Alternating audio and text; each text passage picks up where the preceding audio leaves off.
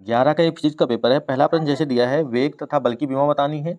वेग और बल की विमा आपको पता है डायरेक्ट LT-1 होती है, और बल की क्या होती है, बल की होती है MLT-2। अगर इसको सॉल्व करके आपको देखना तो चाल बराबर क्या होता है, दूरी बटे समय। चाल या वेग एक ही है, चाल का मात्रक भी मीटर पर सेकंड होता है और वेग का मात्रक मीटर पर सेकंड होता है। तो मीटर पर सेकंड होगा, मीटर का मतलब L हो गया, ठीक है, और सेकंड का मतलब T, ठीक है, इसका मात्रक T होता है। इसको विमा में लिखते हैं तो L ऊपर जाएगा T-1, ये नीचे T है, ऊपर जाएगा T-1, तो इसकी विमा क्या हो जाएगी LT-1। दूसरा दिया है बल। बल की विमा आपको पता है कि MLT-2। सूत्र इसका क्या होता है, अगर सूत्र आपको पता है तो इसका मात्रक विमा लिखने में आपको दिक्कत नहीं होगी। सूत्र क्या होता है, बल बराबर द्रव्यमान गुणे त्वरण, मतलब F बराबर M गुणे A होता है। और जो वेग है, वेग को V से प्रदर्शित करते हैं और बल को F से। तो द्रव्यमान का मात्रक क्या हो जाएगा, किलोग्राम, ठीक है। त्वरण का मात्रक क्या होता है, मीटर पर सेकंड स्क्वायर, तो इसका मात्रक हो जाएगा किलोग्राम मीटर पर सेकंड स्क्वायर, मतलब M। और इसका त्वरण का होता है LT-2, बीमा इसकी होती है LT-2, तो MLT-2 इसकी क्या हो जाएगी, बीमा हो जाएगी। त्वरण की बीमा अगर आपको निकालना है, त्वरण बराबर क्या होता है, वेग परिवर्तन की दर बटे में समय होता है। ए से प्रदर्शित करते हैं त्वरण को, A बराबर V बटे T, तो मीटर पर सेकंड स्क्वायर इसका मात्रक हो जाएगा L बटे T स्क्वायर, मतलब LT ऊपर जाएगा तो T-2, इसका मान क्या हो जाएगा LT-2। दूसरा प्रश्न दिया है, यदि x बराबर AT plus BT square plus CT cube है, तो A B और C की हमें विमा बतानी है, जहाँ x दूरी है और t क्या है, t क्या है, समय। x दूरी है और t समय है। इसका मान हमें निकालना है, A की विमा, B की विमा और C की विमा, ये निकालना है। सबसे पहले हम क्या लिखते हैं, x की विमा बराबर AT की विमा। विमा में ये होता है कि समान राशियों को ही जोड़ सकते हैं और घटा सकते हैं, तो जितनी विमा इसकी होगी उतनी विमा इसकी होगी। x की विमा बराबर हो जाएगी AT की विमा, तो x की विमा हो जाएगी L बराबर A की विमा। A की विमा निकालना है हमें, और t की विमा क्या हो जाएगी, समय की विमा t हो जाएगी, तो t नीचे चला जाएगा, तो A की विमा बराबर L बटे में t, तो LT-1 हो जाएगा। इसी प्रकार से BT स्क्वायर की निकालेंगे।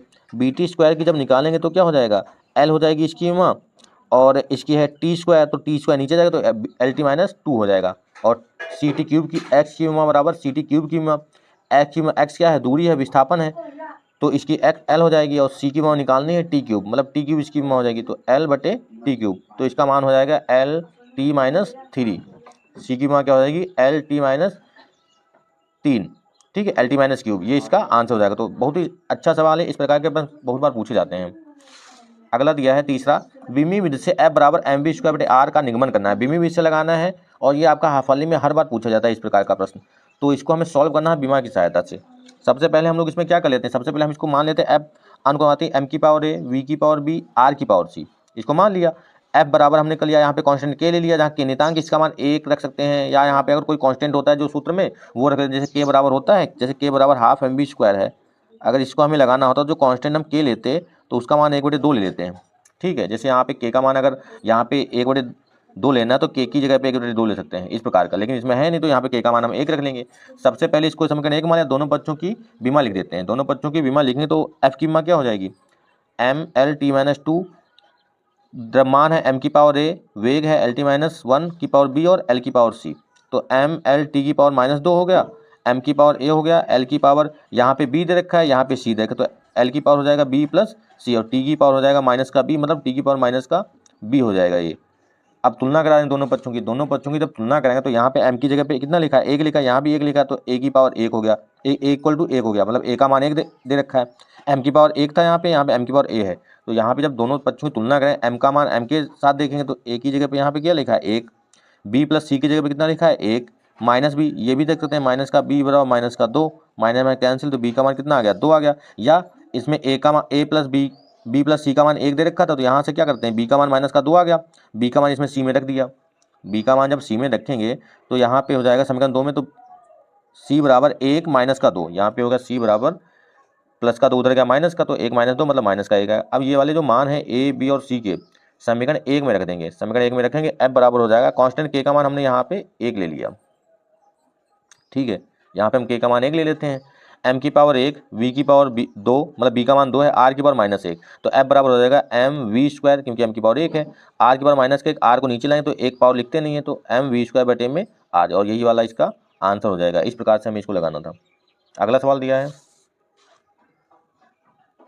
k बराबर ma तथा k बराबर हाफ mv स्क्वायर को विमीय दर से बताना है कि ये सही है या गलत है समीकरण। इन समीकरणों को हमें बताने की बीमा की सहायता से कि ये समीकरण सही है या गलत है, इस प्रकार से हमें इसको बताना है।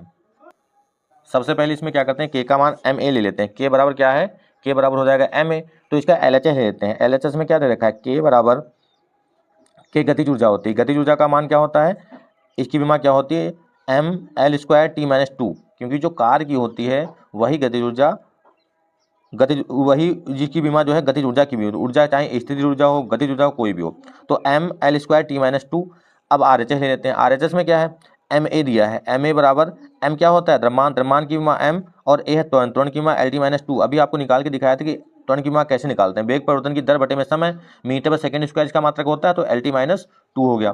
तो इसकी विमा क्या हो जाएगी, M L T minus two, क्योंकि इन दोनों को एक में मिलाएंगे जब, M L T minus two. यहाँ पे देखो एल एच एस में क्या था, एल एच एस में था M L square T minus two, यहाँ पे आया M L T minus two, ये दोनों अलग अलग आ गए। चूंकि L H S does not equal to R H S, ये दोनों बराबर नहीं है, अतः दिया गया जो समीकरण है वो विमीय दर से गलत है, मतलब विमीय दर से सही नहीं है या गलत है। इस प्रकार से आपको ये लिखना है। बीमा की सहायता से पता कर लेना कि समीकरण सही है या गलत, मतलब जो सूत्र है वो सही है या गलत। समीकरण यहाँ पे सूत्र भी लिख सकते हैं। अगला दिया के बराबर हाफ एम वी स्क्वायर, इसका एल एच एल है, के का मान आपको पता ही है M L square T minus two होता है, और बाद में आर एच एस में क्या दिया है, 1/2 M V square. 1/2 M V square का मतलब ये तो कांस्टेंट है, 1/2 क्या है, कांस्टेंट, इसकी विमा तो लिखना नहीं होता है, कांस्टेंट को हटा दिया। एम क्या है, द्रव्यमान, द्रव्यमान की विमा एम लिख दिया। वी स्क्वायर, वी मतलब वेग, वेग की विमा होती है L T minus one, L T minus one का स्क्वायर हो गया। एल टी माइनस वन का जब स्क्वायर करेंगे तो ये हो जाएगा एम एल स्क्वायर हो जाएगा, एक में लिख लिया।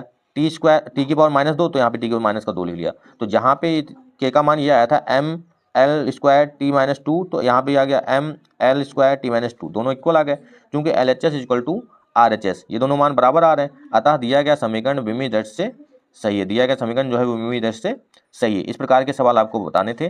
तो पहला सवाल आपका दिया था वेग तथा बल की विमा बतानी थी, ये डायरेक्ट आपको लिख देना था, अगर सॉल्व करना सॉल्व भी कर सकते। दूसरा एक्स बराबर A T plus B T square plus C T cube में ए बी सी की विमा बतानी थी, जहाँ एक्स दूरी थी और टी क्या था, समय था। ए बराबर एम बी स्क्वायर बटे आर का निगमन करना था, के बराबर एम ए और के बराबर हाफ एम बी स्क्वायर को विमीय दर से बताना था, सही या गलत है।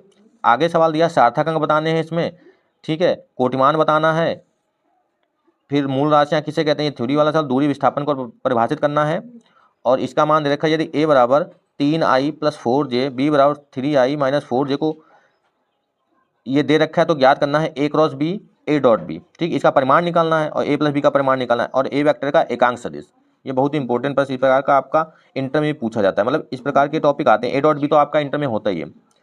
फिर अगला है लास्ट वाला, एक कार 12 किलोमीटर दूरी पूर्व दिशा में तय करती है तथा 5 किलोमीटर उत्तर दिशा में तय करती है, कार द्वारा तय की गई दूरी तथा विस्थापन क्या होगा, ठीक है, इसमें पाइथागोरस में लगाएंगे। तो आपके ये 3 से 4 सवाल आपके सॉल्व हो गए। आगे के सवाल आपको नेक्स्ट वीडियो में मिलेंगे, या तो आप इनको सॉल्व करके देख सकते हैं एक बार। सारे इंपॉर्टेंट प्रश्न हैं और इस प्रकार के प्रश्न आपके हाफल में बहुत बार पूछे जाते हैं।